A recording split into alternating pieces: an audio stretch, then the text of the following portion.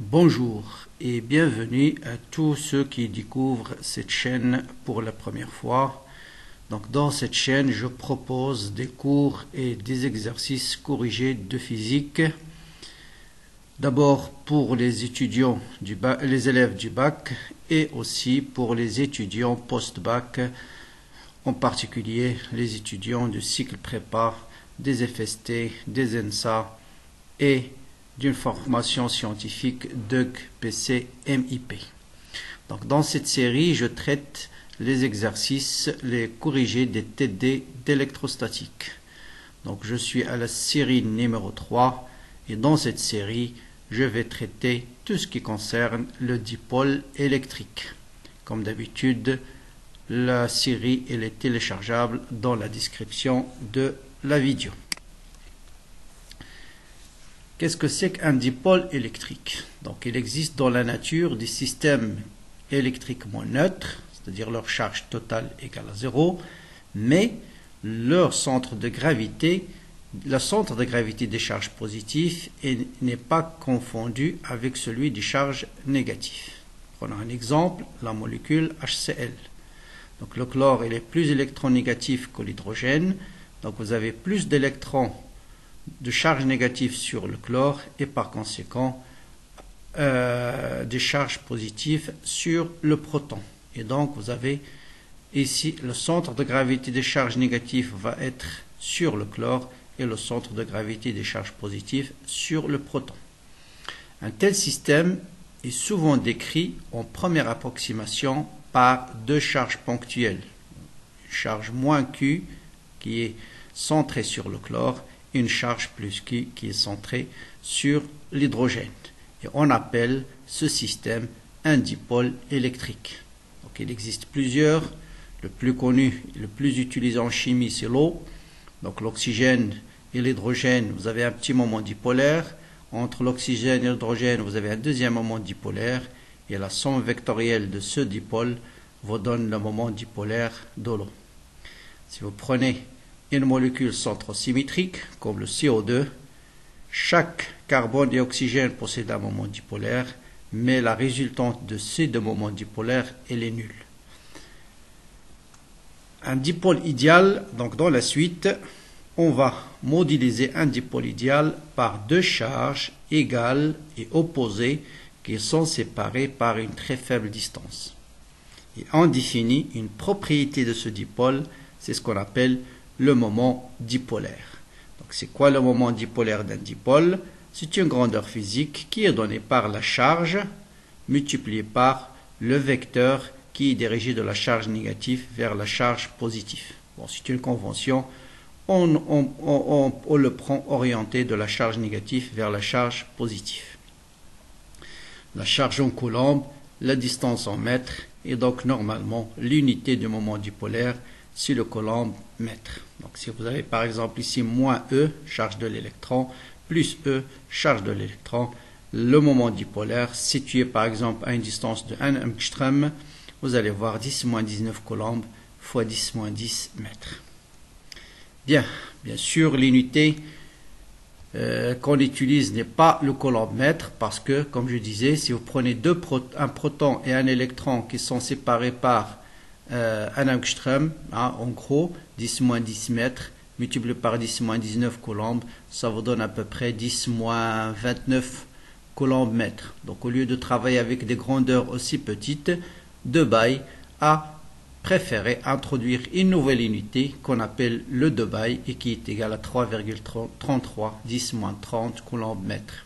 Et donc on mesure les moments dipolaires en Debye, 1 Debye, 2 Debye, 0,3 Debye, c'est plus pratique. Bien, quel est l'objectif de cette série? Donc l'objectif, bien sûr, c'est d'étudier les propriétés électriques d'un dipôle. Comme je disais, un dipôle, c'est un ensemble de deux charges, moins Q et plus Q. Donc connaître l'effet électrostatique de ces deux charges, c'est déterminer le champ électrostatique créé par ces deux charges-là, moins Q et plus Q. Vous avez deux méthodes normalement qui permettent de déterminer ce champ-là, soit par la méthode de superposition on somme vectoriellement la somme des champs créés par chacune des charges, mais cette méthode, dans ce cas-là, elle est un peu compliquée. Qu'est-ce qu'on va utiliser? On va utiliser le calcul du potentiel.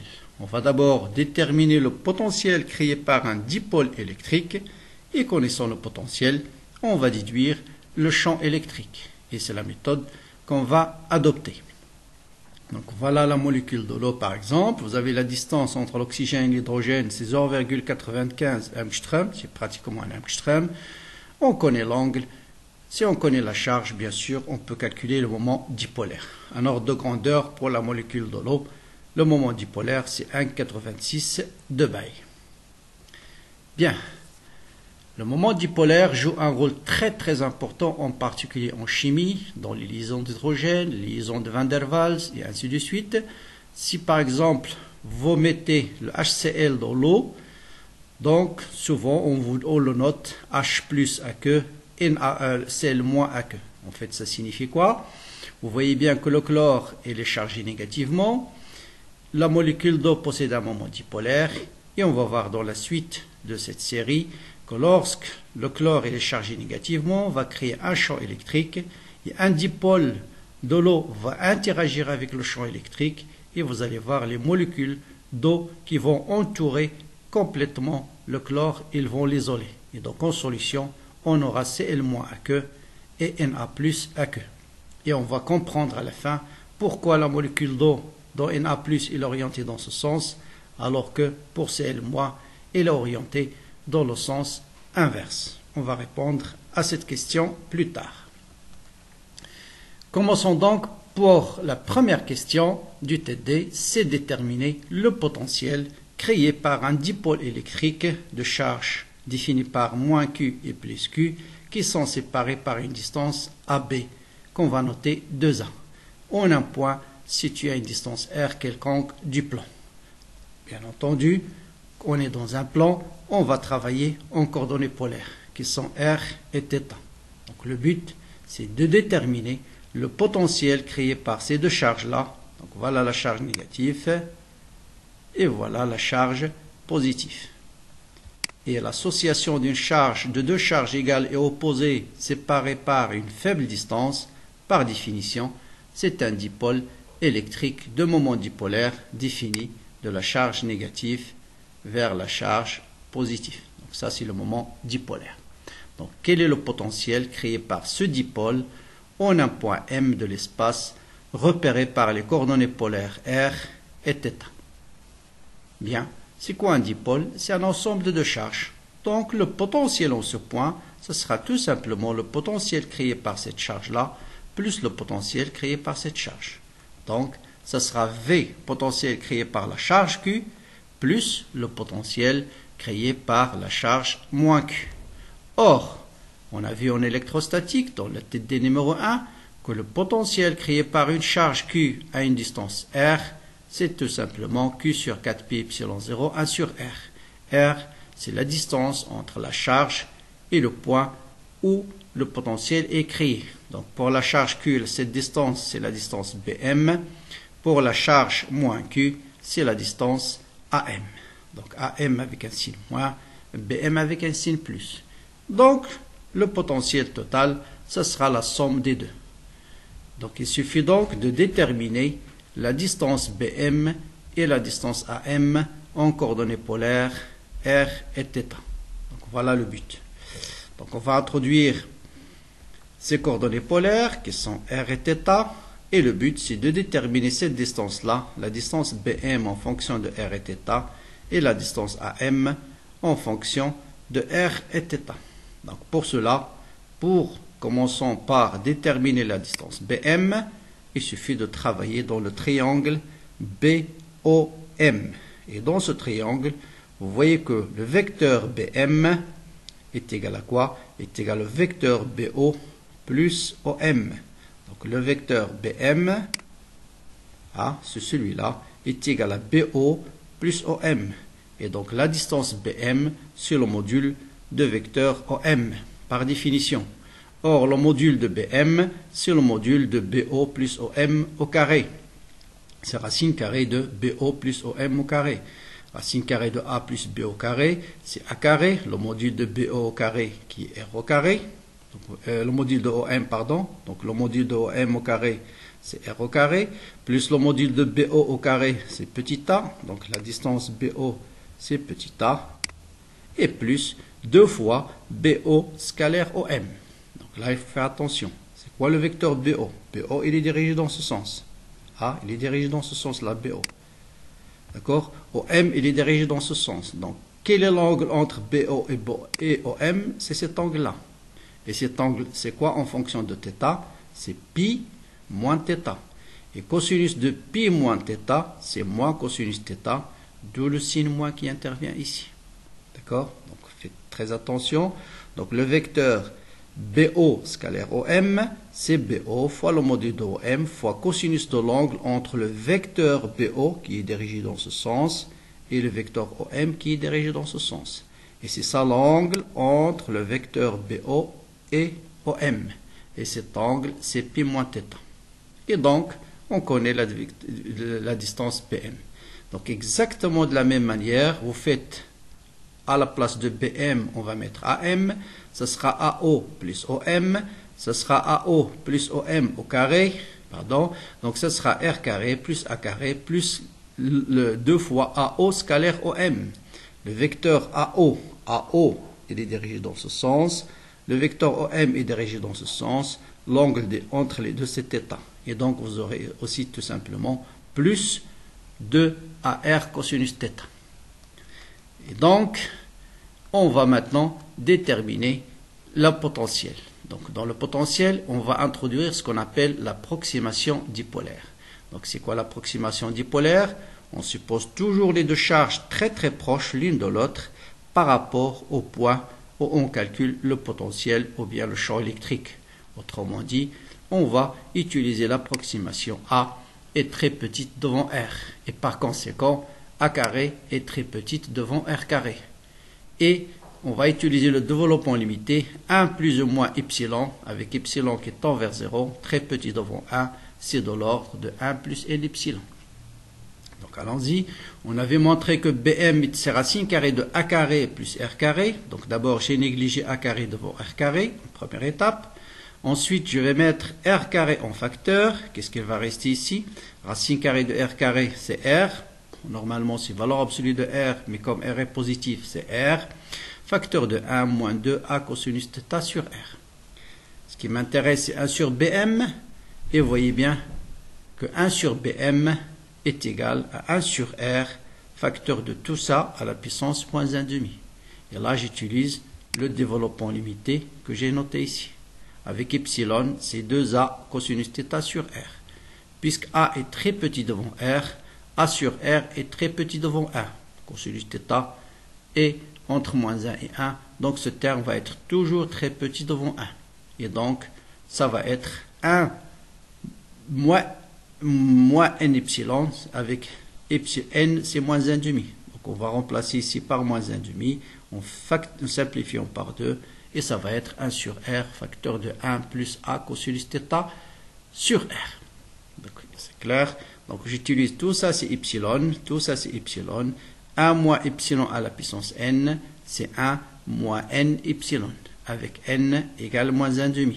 Donc vous multipliez tout ça par moins 1,5. Le moins devient plus. Le 2 s'en va.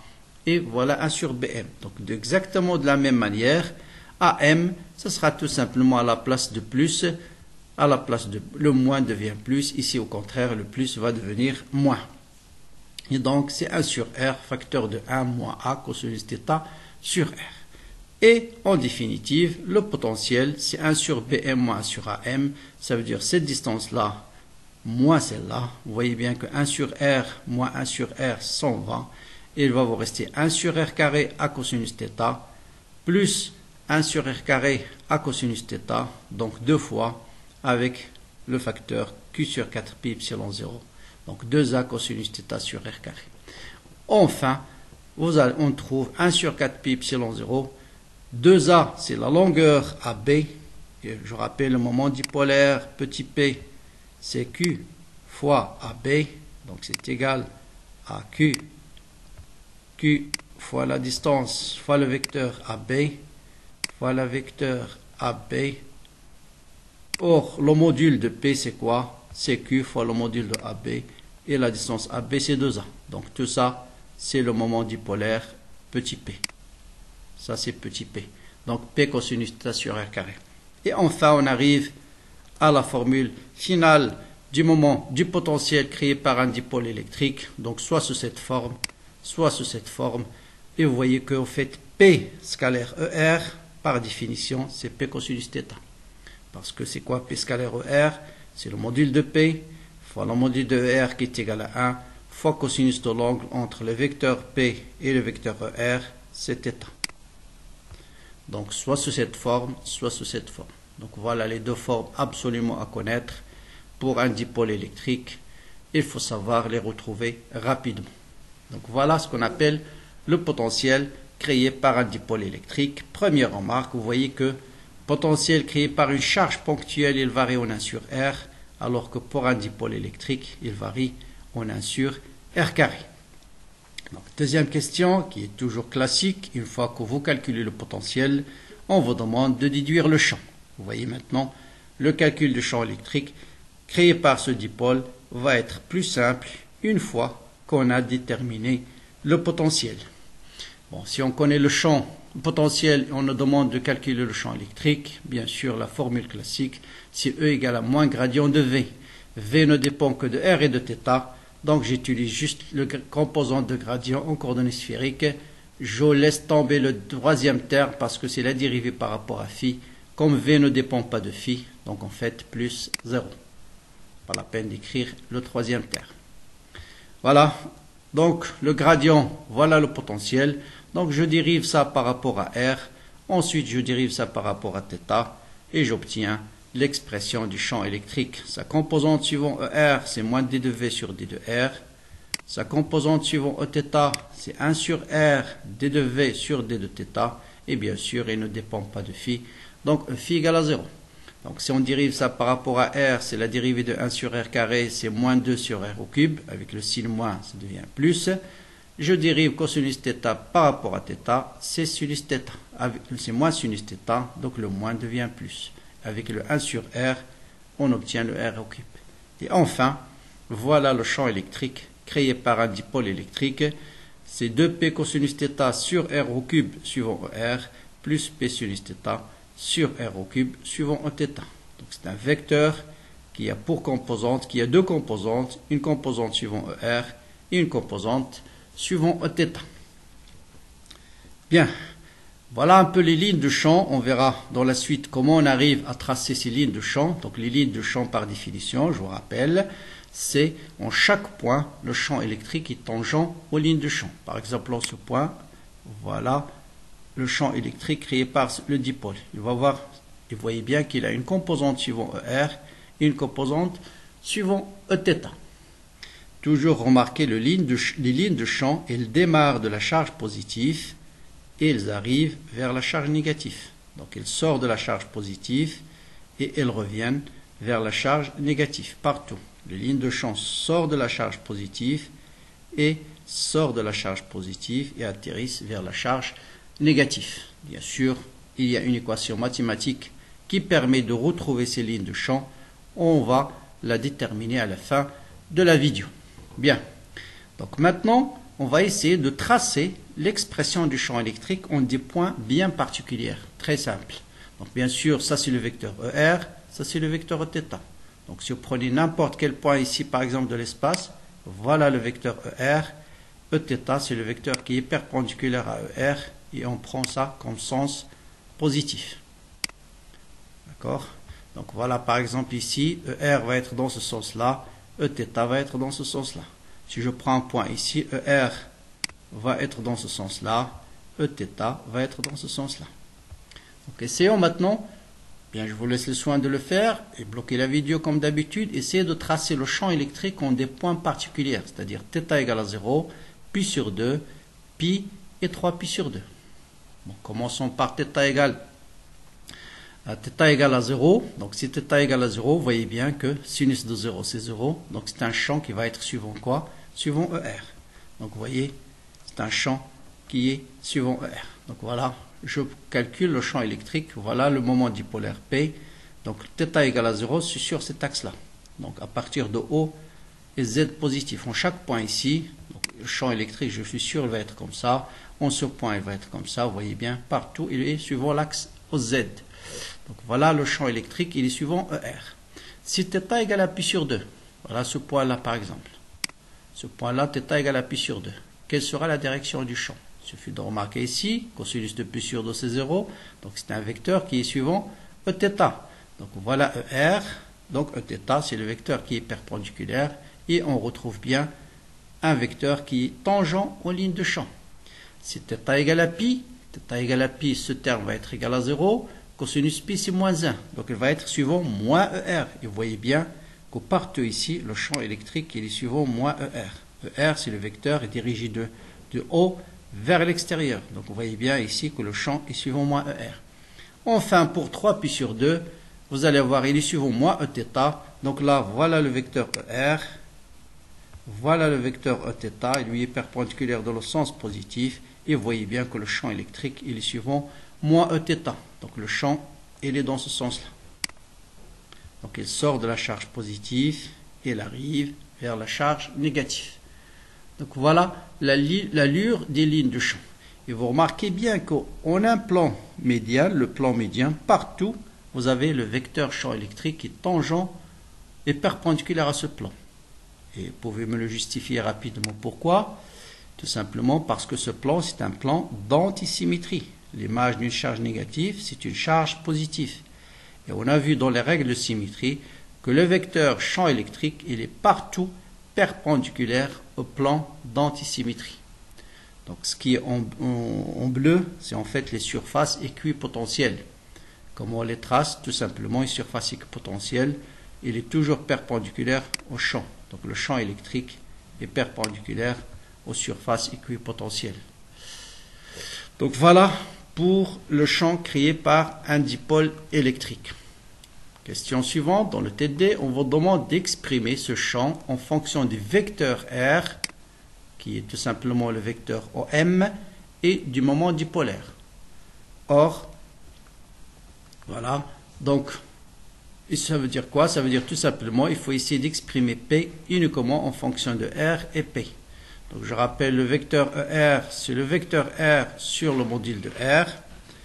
Le champ électrique, c'est le champ est donné par cette expression. Donc ça revient à exprimer P cosinus θ en fonction de R et de P, et P sinus θ de même. Donc, vous remarquez que P sinus θ suivant Eθ, je peux l'écrire comme étant P cosinus θ suivant ER moins P. Donc, et P cosinus θ, comme on l'a dit tout à l'heure, c'est tout simplement P scalaire ER. Donc ce terme-là, c'est P scalaire ER. Parce que c'est le module de P fois le module de R fois cosinus de l'angle entre les deux qui est θ.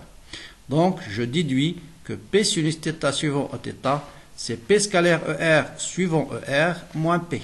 D'après cette relation-là. Donc je connais P sinus θ en fonction de P et de ER. Or, P cosinus θ, c'est P scalaire ER, donc il suffit de remplacer. Donc 2 fois P scalaire ER suivant ER, plus P sinus θ, qui est ce terme, P scalaire ER suivant ER moins P sur R au cube. Donc ce terme, c'est le même que celui-là. Donc, ça va vous donner 3 fois. 2 fois plus 1 fois, ça vous donne 3 fois moins P. Je factorise par R au cube, et ça, c'est une formule très très classique. Vous le retrouvez dans tous les livres, le champ créé par un dipôle électrique. Souvent, vous l'écrivez, vous le retrouvez sous cette forme-là. Bien sûr, on peut l'écrire en fonction de R. Il suffit de remplacer ER par R sur R. Et dans ce cas, ça sera P scalaire R suivant R sur R carré moins P. Bon, ça c'est juste un petit exercice de calcul mathématique. Bien. Deuxième partie qui est intéressante dans le dipôle, donc la première partie qui est absolument à savoir, c'est comment calculer le potentiel, comment déduire le champ. Bon, cet exercice à la limite, c'est juste un complément. Deuxième partie à savoir, comment se comporte un dipôle électrique en présence d'un champ électrique. Et cette partie est extrêmement importante parce que En électromagnétisme, quand vous allez étudier les milieux diélectriques ou bien les milieux magnétiques d'une façon générale, vous allez voir que les propriétés diélectriques d'un matériau résultent de l'interaction entre le champ appliqué et le dipôle du matériau diélectrique. Donc, on doit comprendre comment se comporte un dipôle lorsqu'on le place dans un champ électrique. Et on va traiter le cas le plus simple où le champ électrique il est uniforme, c'est-à-dire constant, fait un angle alpha avec le moment dipolaire. Première question, quelle est l'énergie d'interaction d'un dipôle avec ce champ électrique? Donc notez bien, ce qui nous intéresse, c'est l'énergie d'interaction entre le champ électrique et le dipôle. Et non pas parce qu'il y a une autre énergie d'interaction, c'est l'énergie d'interaction du dipôle interne, c'est-à-dire vous avez cette charge-là va créer un potentiel au point où se trouve la charge plus Q. Autrement dit, cette charge-là possède une énergie d'interaction interne du dipôle. Et ce qui nous intéresse, c'est l'énergie d'interaction de l'ensemble du dipôle avec le champ extérieur. Ça veut dire tout simplement quelle est l'énergie d'interaction de la charge moins Q avec le champ extérieur, l'énergie d'interaction de la charge plus Q avec le champ extérieur. Or, on va l'établir dans le cours, l'énergie potentielle d'une charge lorsqu'elle est placée dans un potentiel, c'est la charge fois le potentiel au point où se trouve la charge. Ça veut dire quoi? L'énergie potentielle de la charge plus Q, ça sera plus Q fois le potentiel au point plus Q, créé par quoi? Le potentiel créé par le champ électrique E, et non pas par la charge moins. D'accord? Parce que ce qui nous intéresse, je répète, c'est l'énergie d'interaction du dipôle avec le champ électrique. La même chose, il faut ajouter l'énergie potentielle de la charge moins Q, qui est par définition quoi? Moins Q fois le potentiel au point où se trouve cette charge. Le potentiel au point, il est créé par quoi? Idem, il est créé par le champ électrique. Et donc, ce qui nous intéresse, c'est calculer cette expression-là. Je factorise par Q et ce sera V de P moins V de N. Rappelez-vous, l'approximation dipolaire, c'est la distance entre les deux charges, elle est extrêmement faible par rapport au point où on calcule le champ et le potentiel. Autrement dit, V de P, NP, N est très proche de P. Donc la différence de potentiel ou d'une grandeur physique entre deux points très proches, XB moins XA, je peux le remplacer par D de X. Donc V de P moins V de N, je peux le remplacer en première approximation par D de V. Or, D de V, c'est quoi? Par définition, la différentielle d'une fonction, je l'ai rappelé dans la première partie du chapitre, différentielle, c'est le gradient de la fonction scalaire D de L. Donc D de L, c'est l'élément de longueur NP. Donc D de V, je peux le remplacer par quoi? Par gradient de V scalaire NP. Or, gradient de V, c'est moins E. V, bien sûr, c'est le potentiel créé par quoi? Par le champ électrique E. Donc, gradient de V, c'est moins E. Et en définitive, Q fois NP, c'est le moment dipolaire. Et on arrive à l'expression de l'énergie potentielle, c'est moins P scalaire E. Donc, un dipôle placé dans un champ extérieur E possède une énergie potentielle qui est moins P scalaire E. On verra l'interprétation de cette expression. Si on essaie de tracer maintenant cette énergie potentielle en fonction de alpha, c'est-à-dire comment elle varie suivant que le champ électrique est parallèle de même sens au dipôle, antiparallèle de sens opposé, un angle quelconque, donc cette expression bien sûr c'est quoi? C'est moins P fois E fois cosinus alpha. Donc essayons de tracer cette expression-là, moins P fois E fois cosinus alpha. Donc si alpha égale à 0, c'est moins P fois E, donc c'est cet élément-là, voilà, c'est moins P fois E. Donc il varie, l'énergie potentielle, il varie entre moins P fois E pour alpha égale à 0, jusqu'à quoi? Jusqu'à cette grandeur-là, qui est P fois E.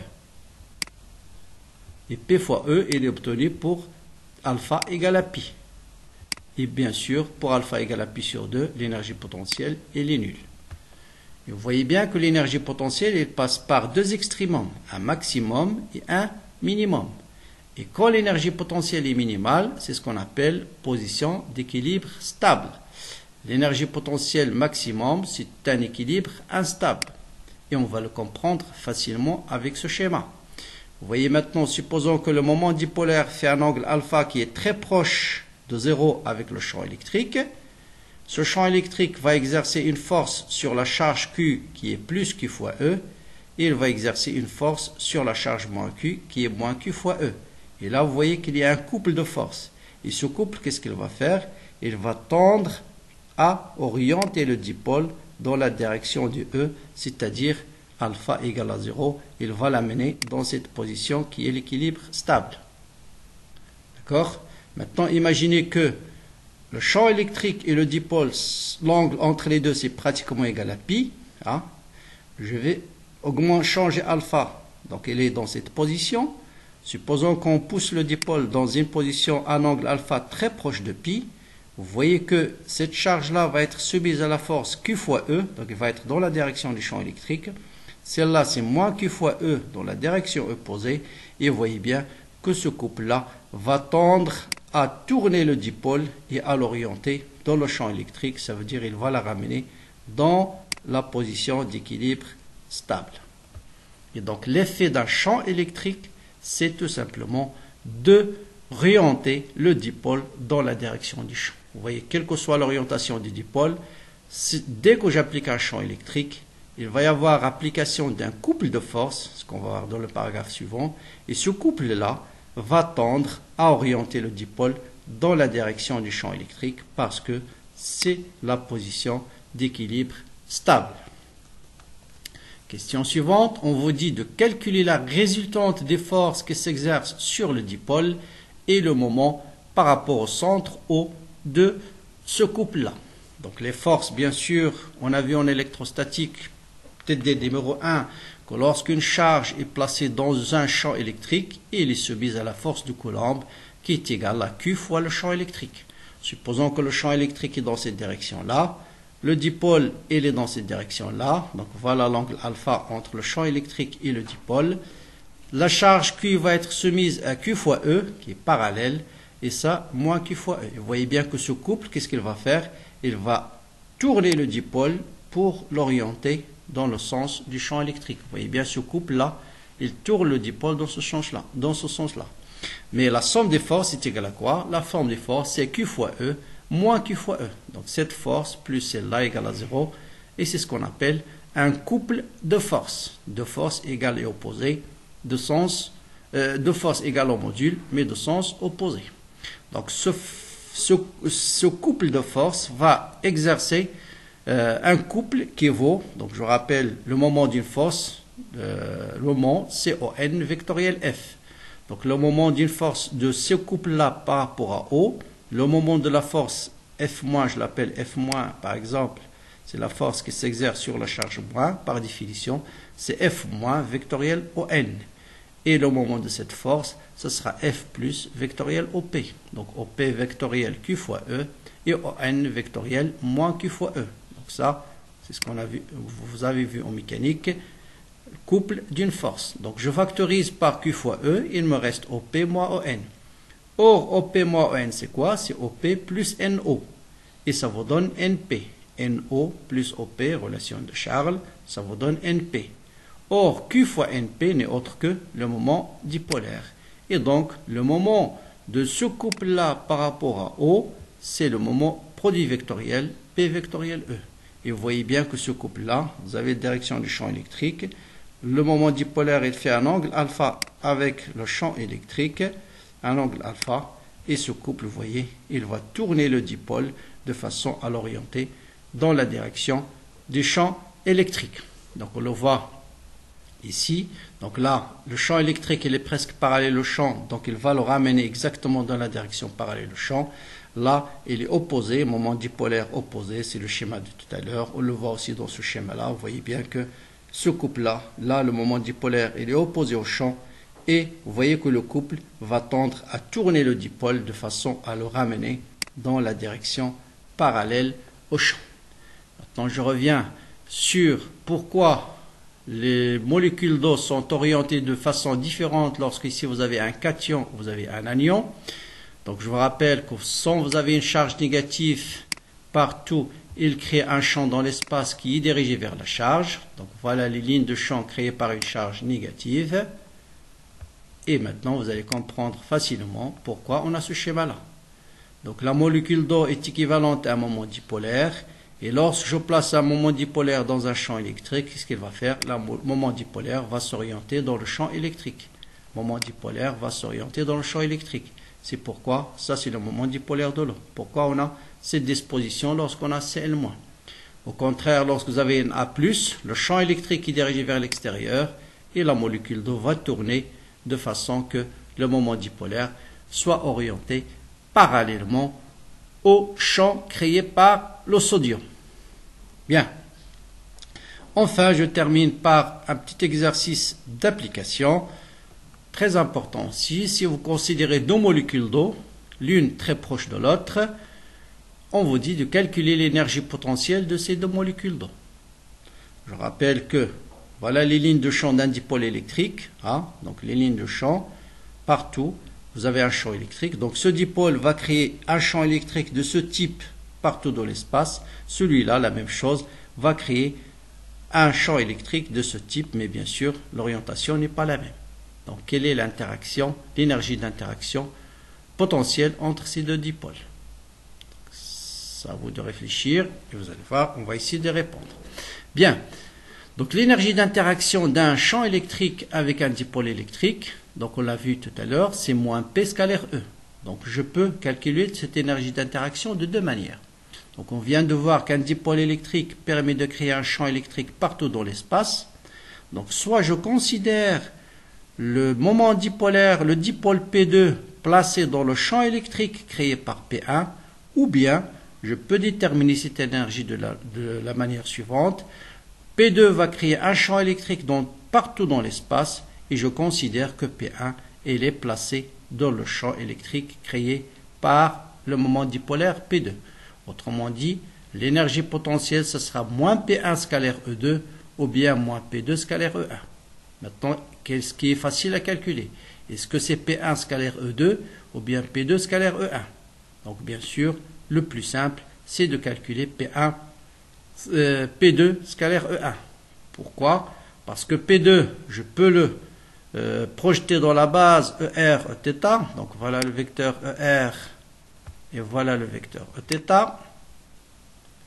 Donc P2 est égal à P2 cosinus phi suivant ER plus P2 sinus phi suivant Eθ. Or, le champ créé par le dipôle P1, on la connaît déjà, son expression en fonction de R, E, θ. Donc, faire le produit scalaire de ces deux vecteurs, c'est très simple. AR, BR plus Aθ, B de θ. Donc, ER scalaire ER égale à 1, Eθ scalaire Eθ égale à 1, ER scalaire Eθ c'est 0, et ER scalaire Eθ égale à 0. Donc, il va vous rester 1 sur 4 pi epsilon 0, P2 cosinus phi fois ce terme, plus P2 sinus phi fois ce terme. Et c'est ça ce qu'on appelle l'énergie d'interaction de ces deux dipôles. Et donc cette énergie d'interaction joue un rôle très très important en chimie, en particulier dans tout ce qui est liaison chimique, liaison hydrogène, liaison de Van der Waals et ainsi de suite. Bien, je termine par justement déterminer l'expression mathématique de ces lignes de champ. Donc je vous rappelle par définition une ligne de champ que je vais prendre un élément de ligne de champ, c'est D de L, et partout, vous avez D de L et parallèle à E. C'est ça la définition d'une ligne de champ. Ce sont les lignes qui sont tangents au champ électrique. Autrement dit, en un point quelconque de l'espace, vous avez les deux vecteurs D de L et E sont parallèles. Autrement dit, leur produit vectoriel égale à 0. Or, c'est quoi D de L? En coordonnées à l'élément D de L en coordonnées polaires. Donc, rappelez-vous la vidéo que j'ai consacrée aux coordonnées polaires, c'est D de R suivant ER plus RD de θ suivant Eθ.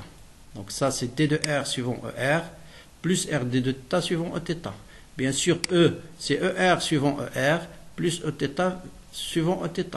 Donc faites le produit de ces deux vecteurs et vous allez trouver facilement c'est D de R suivant Eθ moins RD de θ ER égale à 0. Autrement dit, D de ER sur ER est égal à RD de θ suivant Eθ. Je remplace ER par sa valeur, Eθ par leur valeur. Donc D de R sur R est égal à ER sur Eθ. Et vous faites ER sur Eθ, l'expression que j'ai calculée tout à l'heure. Il va vous rester uniquement 2 cosinus θ sur sinus θ. On intègre cette relation. L'intégrale d de R sur R, c'est le log de R. L'intégrale de cosinus sur sinus, donc cosinus d de θ, c'est d de sinus θ. Et l'intégrale de d sinus θ sur sinus θ, c'est le log. Il faut ajouter valeur absolue parce que sinus peut être négatif. Autrement dit, je peux écrire ça, c'est log de sinus au carré. Log de R est égal à log de sinus au carré plus une constante, ou bien on va le noter log d'une constante. Autrement dit, R est égal à K sinus carré. Et c'est ça l'équation polaire de ces lignes de champ. Donc voilà, donc bien sûr, vous voyez ce qui est en bleu, c'est les surfaces équipotentielles. Une fois que vous avez tracé les lignes de champ, par exemple, pour tracer cette surface équipotentielle, vous voyez, il suffit de tracer la perpendiculaire à cette ligne de champ, la perpendiculaire ici, et ainsi de suite, la perpendiculaire, et vous voyez bien qu'on arrive à trouver pratiquement des sphères ici. Dernière remarque, vous voyez bien qu'ici, il n'y a rien pour les surfaces équipotentielles. Là aussi, vous pouvez répondre facilement. Pourquoi? Parce que ce plan-là, c'est un plan d'antisymétrie. Le plan médian est un plan d'antisymétrie. Et nous avons dit que dans un plan d'antisymétrie, le potentiel est toujours nul. C'est pourquoi vous avez ici V égale à 0. Donc vous avez un potentiel positif, passe par 0, et ensuite on va vers un potentiel négatif. Donc voilà tout ce qui concerne le dipôle électrique. Donc j'espère bien sûr que vous avez bien compris cette vidéo-là. Essayez de la partager avec vos amis. Donc c'est en même temps un cours et en même temps le corrigé de la série 3. Donc à bientôt pour la série 4.